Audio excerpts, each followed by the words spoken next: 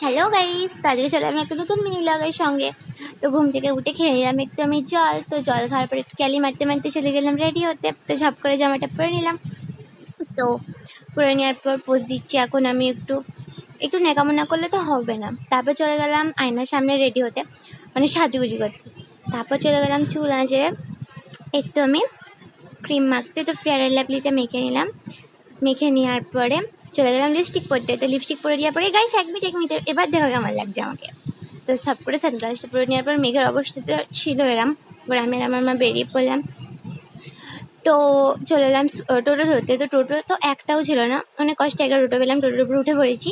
তো এবার যাচ্ছি আমরা। তো চলে এলাম আমার মামার বাড়ি। তো মামার বাড়ি এসে মামাদের কাছে আমও খেয়ে নিলাম।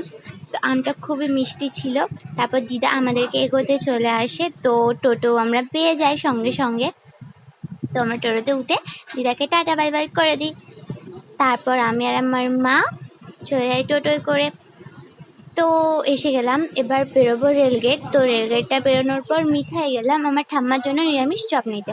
তো চপ নেওয়ার পর চলে গেলাম মোমো খেতে। মোমো খেতে কারা কারা ভালোবাসে তারা তারা কমেন্ট করো। তারপর নিয়ে বাড়ি চলে এলাম বিরিয়ানি। তো বিরিয়ানিটা রাতের ছিল। তো রাতে খাওয়া দাওয়া হয়ে যাওয়ার পর মা দিয়ে দিল আম। তো আমটা খাওয়ার পর গাইজ ভিডিওটা এইটুকু ছিল। ভালো লাগলে লাইক কমেন্ট সাবস্ক্রাইব করে দিও।